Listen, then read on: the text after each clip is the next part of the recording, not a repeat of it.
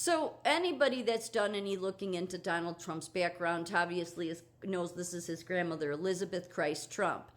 And if you've looked into Donald Trump's genealogy, I mean, he's royalty throughout the world. I mean, his lineage is. He's royalty in Denmark, Norway, Iceland, Scotland, just, everywhere. He's related in some small way to every native Icelander. And on both sides of his family, he's royalty. So, Elizabeth, what's interesting though, and again, this is just all coincidence. It's just a rather strange coincidence. Elizabeth Christ Trump's mother or grandmother, Johannine Christ. She was an ancestor of Elizabeth Christ Trump, Donald Trump's grandmother. Johannine Christ was an organ builder. I just think it's kind of interesting, going all the way back. Like, they were organ builders. You think organ, you think church. But what's interesting is that one of the earliest Christian communities, not church, but communities, which was in 60 AD, so that's 30 years after the crucifixion of Christ, was called the Johannine Community. The Johannine Jesus, the supreme example of leadership.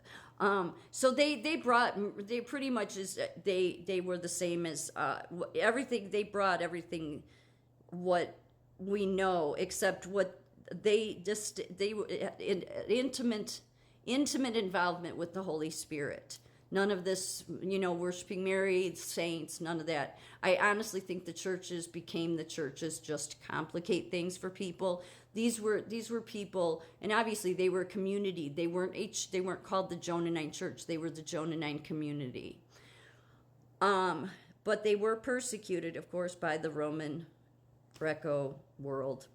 The Johannine Community's rejection of the Roman imperial cult, which insisted on worshiping the emperor as Lord and God, demonstrates their commitment to their distinct Christian beliefs and practices. This may have led to tensions and conflicts with the broader Greco-Roman society.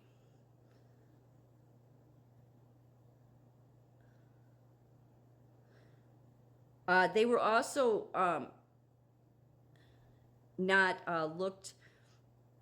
They were also considered, because of their being outcasted, they were also outcasted by a lot of the Jewish community early on. And so because of these rejections and the expulsion from the synagogue, this led to a period where they had to, reinvent the innovation, so to speak. So they're considered entrepreneurs. So I just think that's interesting. Just interesting. So that's one of their things they're considered for, is being entrepreneurs.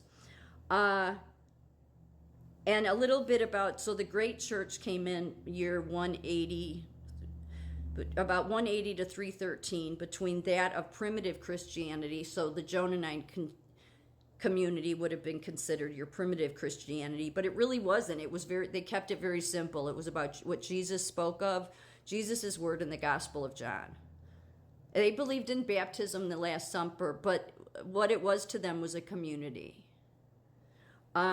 So then when you get the legalization of Christian religion, biggest problem that it probably ever happened, in the Roman Empire, Roman Empire did, closely to what is called the Ante-Nicene period. It has rightly been called the period of the Great Church, in view of its growth and constitutional development. Yeah, it's too bad other theologians get it wrong. And the reason they get it wrong is because, again, that like the Johannine community, they knew that they believed that the only place for truth was from the Holy Spirit. As it says in the Gospel of John, probably in John 13, about that's the Spirit of truth. The Holy Spirit is the Spirit of truth. And they believed in an intimate relationship with that. And because that was their connection to God. The community of early followers of Jesus defined themselves rather starkly against the Jewish milieu in which they arose. These believers cultivated an intense devotion to Jesus as definitive revelation of God's salvation. They understood themselves to be in intimate contact with him and with one another under the guidance of the Holy Spirit. They were conscious of their relationship to other believers with whom they had hoped to be in eventual union. But then they went on to be persecuted. They were considered an ancient Christian community that placed great emphasis on the teachings of Jesus and his apostle John.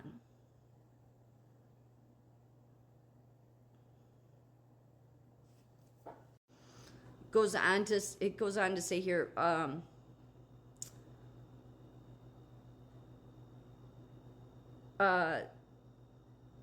the Johannine Community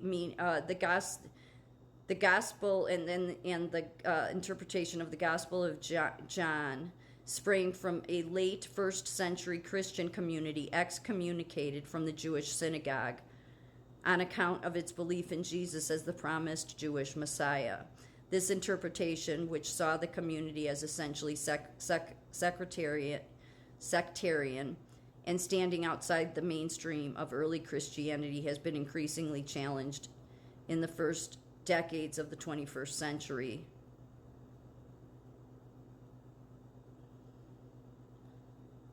But they have it right, actually. I mean, they just do. If you know the Holy Spirit, you know they do.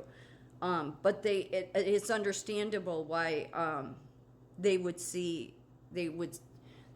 have run-ins with the legalization, the great church coming in, and the great church saying, no, this is how you do it. And then that's been a complete disgrace, which is why its fruits, what it produces, is always wrong, the Catholic Church. But they just kept it simple. They understood that, if you can have it believed in an intimate relationship with God through the Holy Spirit. That's what Jesus' Spirit was all about. They also says here regarding leadership, Johannine Jesus is portrayed as a leader who differs from the Messiah King and shepherd and teachers of his time. His attitude and approach are distinct, emphasizing servant leadership. Yeah, I mean, and that goes back to Jesus, obviously, which it goes to this article basically talking about leadership, and that, that's what Jesus, that's what Jesus emphasized, was being what a leader should look like to him. Okay, so, and what Jesus did was he washed the feet of the people that followed him. He washed the feet of anybody, showing that we're all the same level. What did he yell? He yelled at the Pharisees, as I always say. Look at you in your robes and your hats, and you're trying to make yourself look all important. You're making yourself look all special on the outside, and inside you're just nothing there. Don't know what's going on. And then the Catholic Church comes along, and look what they do. Same thing. I mean, the amount of detail they have more dresses in their closet than I do. Okay? And not just dresses, what they put on top of the dresses and their hats. I mean, it's like, the Ku Klux Klan hat in a way. It's ridiculous. It's so, the emphasis of Jesus's life as a leader was opposite everything the Catholic Church does. So, again, you will know them by their fruits. The world is looking for leaders who would be creative and who would set themselves as models for others to follow. Normally, the world thinks of a leader as an important figure who efficiently asserts his or her authority to subdue others. John's gospel, which was written at a time when there were competing claims for religious leadership, challenges such worldly understanding of leadership and portrays Jesus as a unique and exemplary leader who, by an act of foot washing, demonstrated the true leadership authority lies in enduring love for others and humility and service. By offering himself to die on the cross for human salvation, Jesus has become the source of life and the cleansing agent for those who yield themselves to him so that they might aptly equip to fulfill their mission in the world. So it's just interesting because the Johannine community was not accepted by the Jewish sect and then not accepted later by, the Roman Empire and Greek. It was very, they were persecuted then because of it, and yet they were the ones that had it right. because they followed exactly the example of Jesus.